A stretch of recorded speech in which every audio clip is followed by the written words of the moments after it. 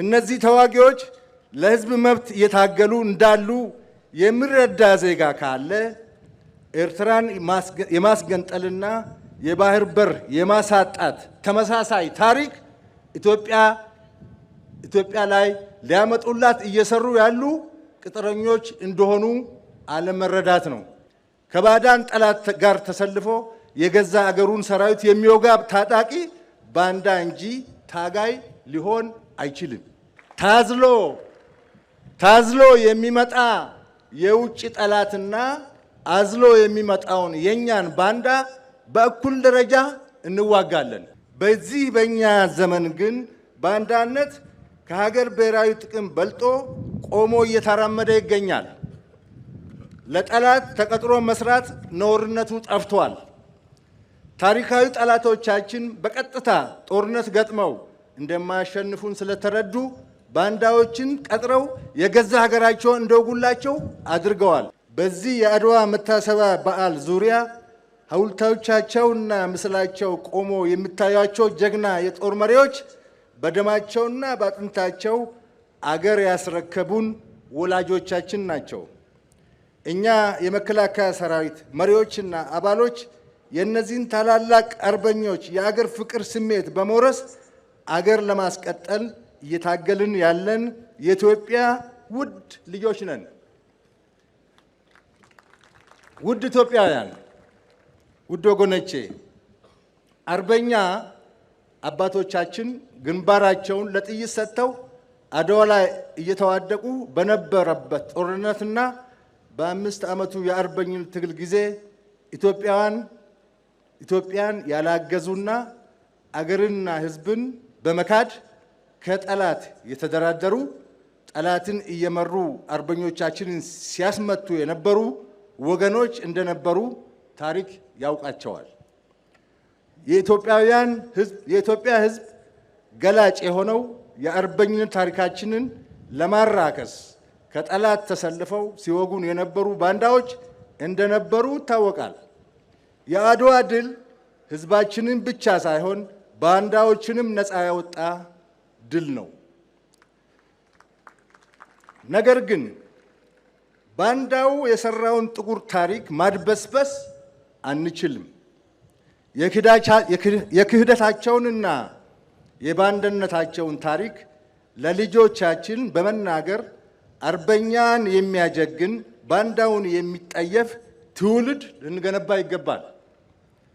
ካልሆነ ግን ገመናችንን ለመሸፈን ተብሎ እውነታው ካልተገለጸ ባንዳነት ዓይኑን በጨው ታጥቦ አደባባይ ይወጣና አርበኛ የማህበረሰብ ግንባታ አደጋን ላይ ይጥላል። አርበኛንና ቅጥረኛን መለየት የማይችል ትውልድ ይፈጠርና አገራችንን ለማዳከም ከሚፈልጉ ጠላቶች ጋር እየተሞዳሞደ ባንዳነትን መተዳደሪያ ማድረግ ነውርነቱ ይጠፋል። በዛ ክፉ ጊዜ በጋራ የቆመ አርበኛ ዜጋ እንደነበረ ሁሉ አገሪቷን በመካድ ከጠላት የተሰለፈው ባንዳ ዛሬም ርዝራዡ እየቀጠለ ከታሪካዊ ጠላቶቻችን ጋር ተሰልፎ ብሔራዊ ጥቅማችንን ለመሸጥ ተስማምቶ አባይ እንዳይገደብ፣ ባህር በር እንዳናገኝ፣ ልማት እንዳይመጣ ለማድረግ እየሰራብን ካለው ጠላት ጋር ወግነው ኢትዮጵያን የማፈራረስ ተልዕኮ ተቀብለው እየሰሩ ያሉ የዘመኑ ባንዳዎች አሉ።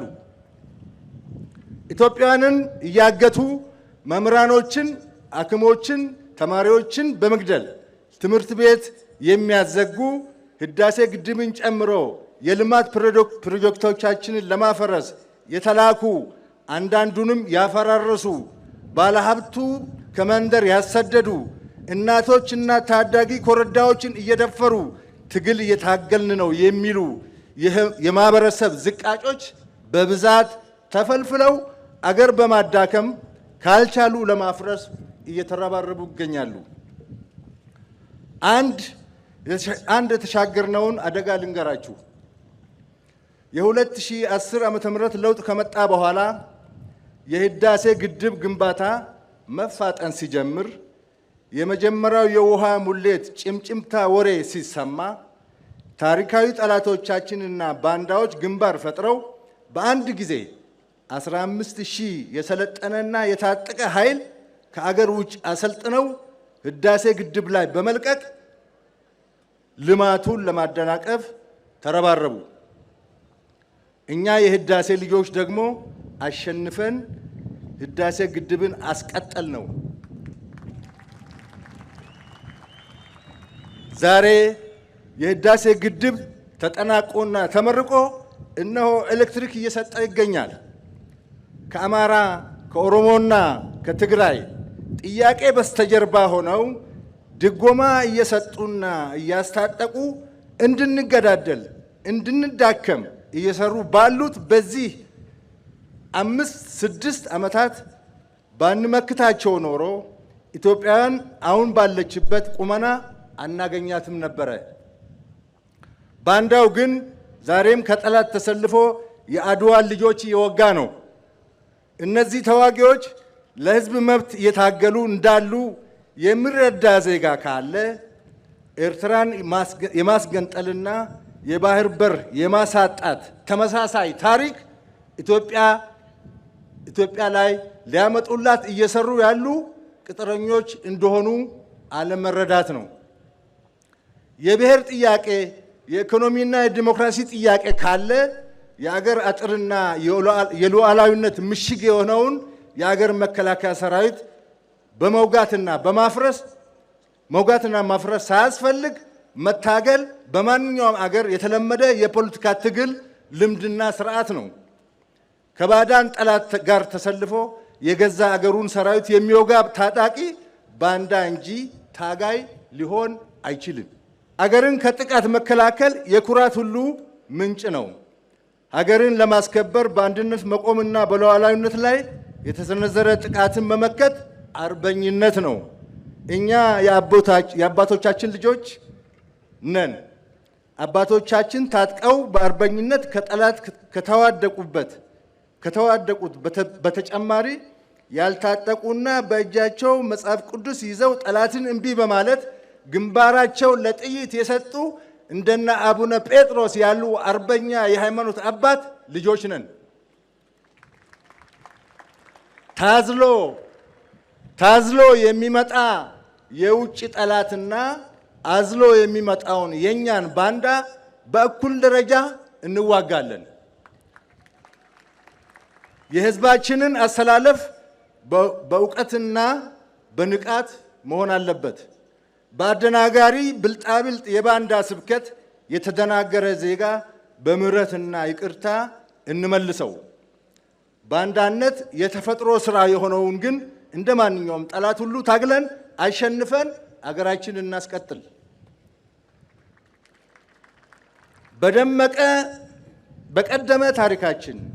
በቀደመ ታሪካችን ባንዳዎች በተገኙ ጊዜ በማህበረሰባችን ውስጥ ውግዘት ይደርስባቸዋል። ከማህበራዊ ትስስር በማግለል ጋብቻ ይከለከላሉ። በግጥምና በዘፈን ነውርነታቸው እየተገለጠ በየሄዱበት የሚሸማቀቁበት ቅጣት ይከናወን ነበር። በጦር አዛዦችና በገዢዎች የሚደርስባቸው ቅጣትም እስከ ሞት የሚደርስ እንደነበር ይነገራል።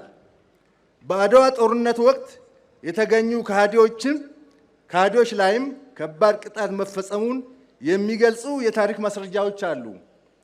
ለምሳሌ አጼ ምኒልክ በምርኮ የያዙትን የኢጣሊያ ወታደሮችና የጦር አዛዦች በእንክብካቤ ይዘው ወደ ሀገራቸው እንዲሸኙ ሲያደርጉ፣ በባንዳዎች ላይ ግን ከፍተኛ ቅጣት እንዲፈጸም አዘዋል።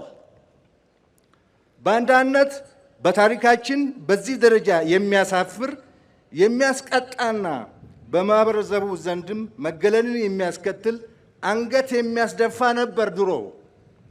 በዚህ በእኛ ዘመን ግን ባንዳነት ከሀገር ብሔራዊ ጥቅም በልጦ ቆሞ እየተራመደ ይገኛል። ለጠላት ተቀጥሮ መስራት ነውርነቱ ጠፍቷል። ታሪካዊ ጠላቶቻችን በቀጥታ ጦርነት ገጥመው እንደማያሸንፉን ስለተረዱ ባንዳዎችን ቀጥረው የገዛ ሀገራቸውን እንደወጉላቸው አድርገዋል። አንድ ላይ ስንቆም እንደማንበገር በአድዋ ጦርነት ካስመዘገብነው ድልና በተከታታይ በወረራ ምከታ ታሪካችን ያከናነምናቸውን ሽንፈት ስለተገነዘቡ ራሳቸው አይመጡም። ሰበብ እየፈጠረ መሸፈት ለፈለገ የውስጣችን እንክርዳድ ግን የሚዲያ ፕላትፎርም እየፈጠሩ እያስታጠቁና ገንዘብ እየከፈሉ እርስ በርሳችን ሊያባሉን ተግተው እየሰሩ ይገኛሉ። ባለሀብት ነን የሚሉ ኢትዮጵያዊ ደላላዎችን እየላኩ ጸረ ኢትዮጵያ እንዲደልሉ ያሰማራሉ።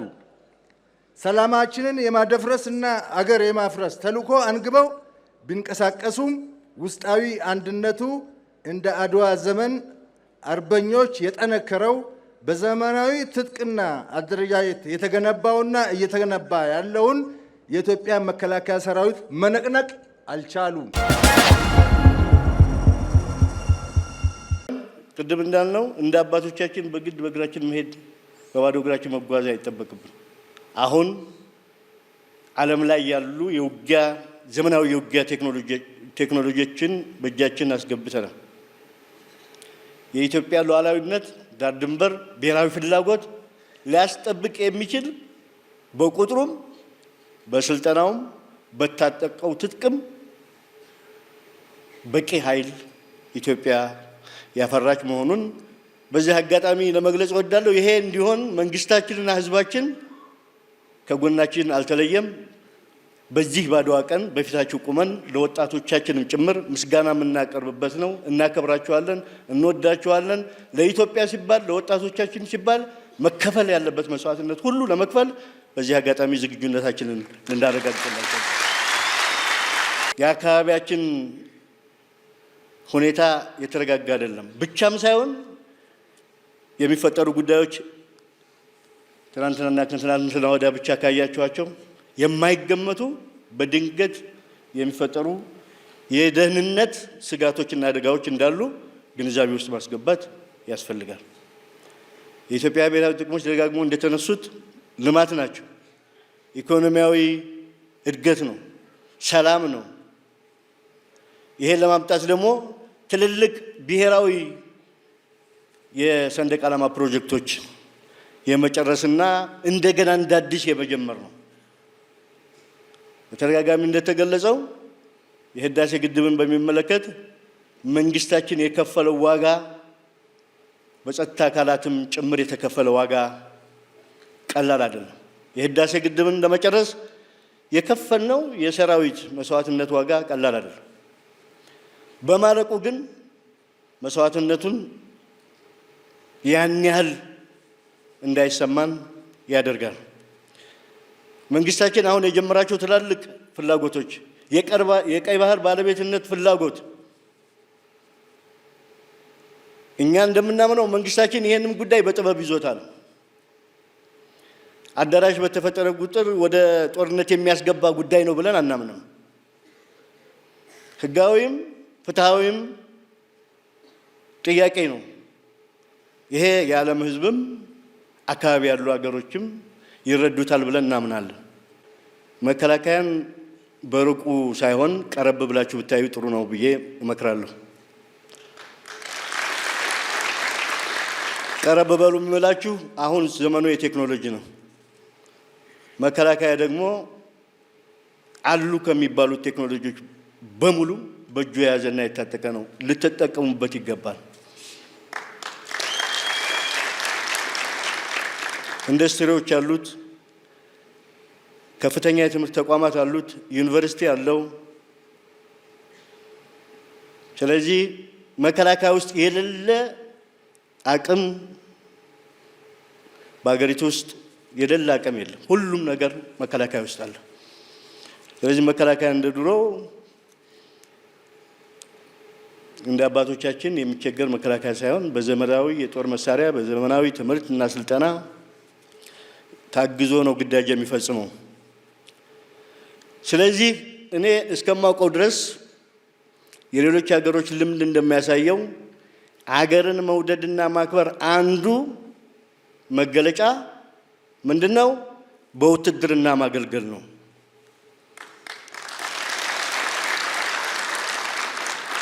ስለዚህ ወጣቶች ወደ መከላከያ እንድትመጡ ደግመን ጥሪ እናቀርብላችኋለን።